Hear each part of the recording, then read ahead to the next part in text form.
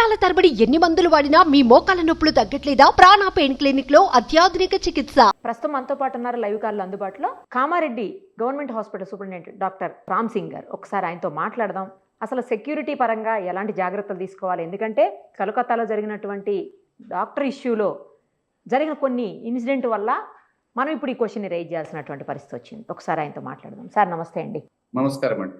Doctor గారు, దాదాపు 36 hours పాటు డ్యూటీ చేసి ఒక డాక్టర్ 4-5 అవర్స్ రెస్ట్ తీసుకుందాం అనుకున్న సమయంలో ఇలా జరగటం అంటే ప్రాణాలు కాపాడుతున్నటువంటి డాక్టర్స్కే ప్రాణ లక్షణం లేనటువంటి స్థితి. సో అసలు ఎందుకు అక్కడ అంటే ఒక పెద్ద హాల్లోకి వెళ్ళి ఆవిడ తీసుకోవాల్సినటువంటి అక్కడ కంటిన్యూస్గా మీటింగ్స్ నడిచేటువంటి హాల్లో అలా కాకుండా వాళ్ళకు ఒక ప్రాపర్గా రెస్ట్ తీసుకునే అవకాశం, అన్ని గంటల డ్యూటీ తర్వాత ప్రాపర్గా రెస్ట్ తీసుకునే అవకాశం ఇవ్వరా? ఒక పాయింట్.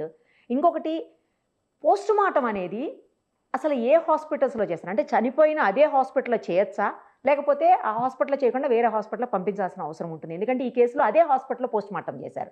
అలా చేసినప్పుడు నిజాలు బయటకు వచ్చే అవకాశం ఎంతవరకు ఉంటుంది?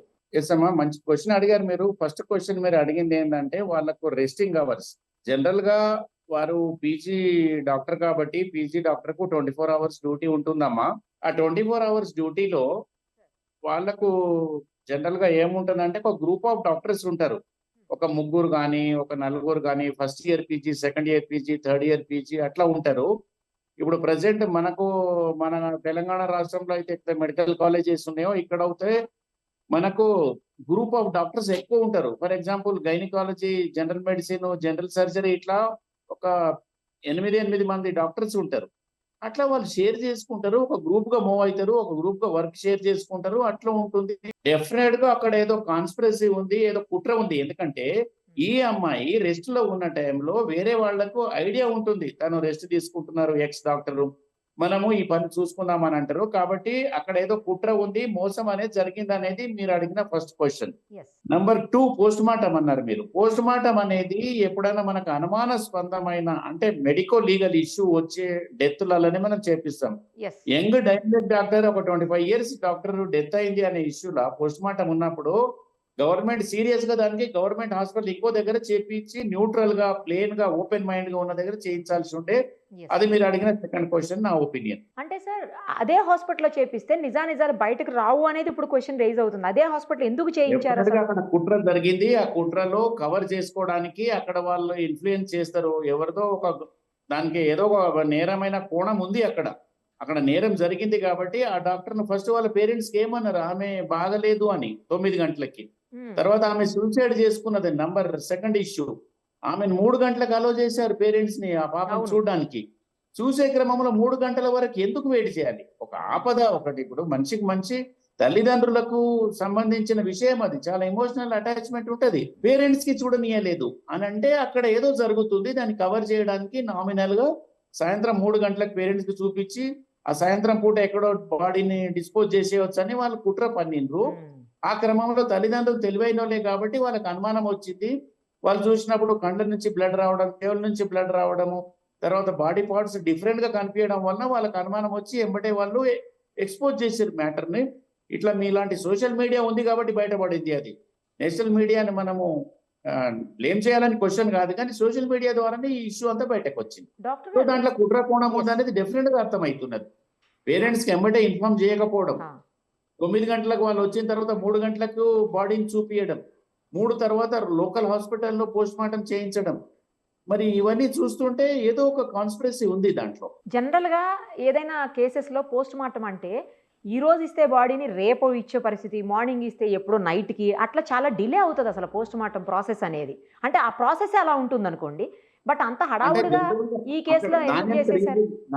రీజన్ అమ్మా, బేసికల్లీ ఇప్పుడు ఒక బాడీ అక్కడికి పోస్ట్ మార్టం మర్చురీకి వస్తుంది. మర్చురీకి వచ్చినప్పుడు ఏమవుతుందంటే పంచనామా చేస్తారు మేడం. పంచనామా అంటే జనరల్ గా పేరెంట్స్ ఆ పిఎస్ కు రిలేటెడ్ ఈ బాడీ మీ వాళ్ళేనా, ఇగో దాని పేరు, అడ్రస్, పేరెంట్స్ ఐడెంటిఫై చేయడము, ఇవన్నీ డీటెయిల్స్ ఉంటాయి. ఆ పోలీస్ డిపార్ట్మెంట్ వాళ్ళు రావడము, వాళ్ళకు కంప్లైంట్ ల్యాండ్ చేయాల్సి వస్తుంది. ఆ కంప్లైంట్ ఇచ్చిన తర్వాత వాళ్ళు దాన్ని యాక్సెప్ట్ చేసి తీసుకొని రావడం, ఇట్లాంటి ప్రాసెస్ ఉంటుంది. కాబట్టి టెక్నికల్లీ లేట్ అవుతుంది. ఇప్పుడు మన దగ్గర గాంధీ, ఉస్మానియా, జనరల్ హాస్పిటల్స్, ఇప్పుడు జిల్లాకు ఒక హాస్పిటల్ అయినాయి, మెడికల్ కాలేజీలు, ఇట్లాంటి దగ్గర ఏమవుతుందంటే మల్టిపుల్ బాడీస్ ఉంటాయి. అంటే ఒక హాఫ్ డజన్ కూడా ఉంటారు, ఒక్కొక్క రోజు 10 మంది 20 మంది కూడా ఉంటారు. సో ఇట్లాంటి క్రమంలో కొంచెం లేట్ అవుతా ఉంటది. ఇక్కడ ఏంటంటే తొందరగా చేస్తున్నారు అంటే ఏదో కవర్ చేయడానికే కదా. అదే అదే అంత హడావుడిగా ఎట్లా చేశారు? వాళ్ళ మోసాన్ని కవర్ చేయడానికి ఇదంతా జరుగుతుందని అందరికీ అర్థమైపోయింది. తర్వాత డాక్టర్ గారు చాలా బలమైనటువంటి గాయాలు తగిలాయి అని చెప్తా ఉన్నారు. అదంతా కూడా ఆమె చనిపోవడానికి ముందు తగిలిన గాయాలే, తర్వాత కాదు అని చెప్పేసి కూడా. 100% ఇప్పుడు ఆమెకి ఏదైతే bleeding from the nose, bleeding from eyes, bleeding from ears అయింది అని అంటే బలంగా ఈమెను మనిషి మంచిగా ఉన్నప్పుడే తలకి ఏదో గాయం కొట్టినరా లేకపోతే ఆమెను గోడకేసి బలంగా కొట్టడమో జరిగినప్పుడు హెడ్ ఇంజురీ అవుతుందమ్మా. బేస్ ఆఫ్ ది బ్రెయిన్ అది ఇంజురీ అయిపోయి, ఆ బోన్స్ ఇంజురీ అయిపోయి అక్కడి నుంచి బ్లీడింగ్ అవుతుంది. జనరల్ గా యాక్సిడెంట్లలో చూస్తాం మేము ఇట్లాంటివి. సో అది కావాలని చేసింది అక్కడ కనిపిస్తుంది, నంబర్ 1. నంబర్ 2, బాడీ పార్ట్స్ మీద డిఫరెంట్ గా వింటున్నాం, కొన్ని వినలేని కూడా వింటున్నాం. అట్లాంటి ఇప్పుడు లెగ్స్ అనేటి పార్ట్ చెయ్యరు ఎవరు. ఒక 30 degrees 40 degrees 90 degrees కాళ్ళు ఇట్లా దూరంగా విడదీసి ఉన్నాయి అని అంటే చాలా పాపం ఆ తల్లి ఎంత టార్చర్ అనుభవించిందో. అసలు ఒక్కోలే ఉండరు దాంట్లో, చాలా మంది ఉంటారేమో అనిపిస్తుంది.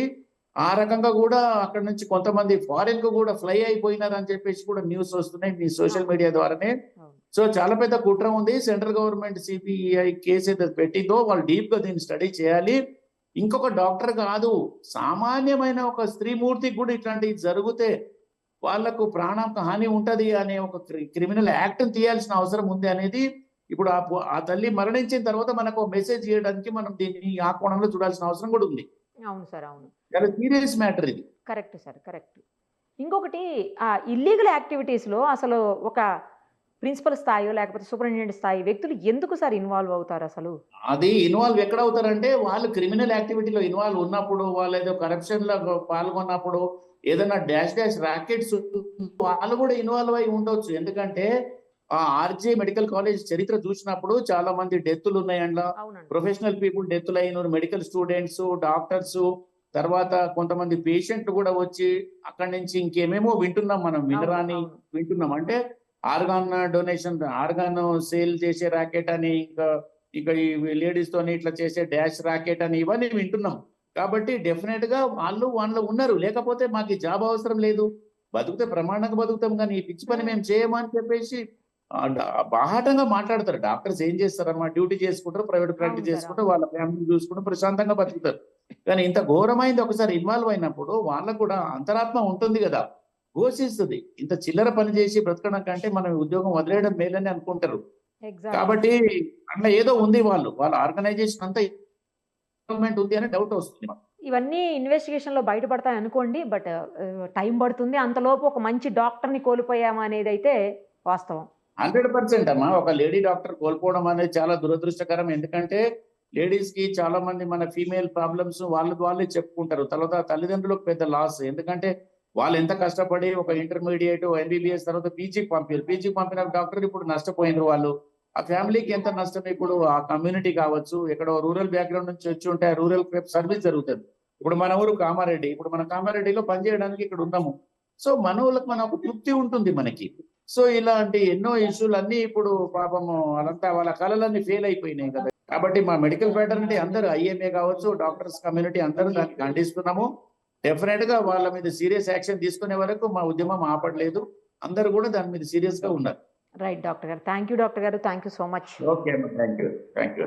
సుమన్ టీవీలో మీ పర్సనల్ అండ్ బిజినెస్ ప్రమోషన్స్ కోసం కింది నెంబర్కి కాంటాక్ట్ చేయండి.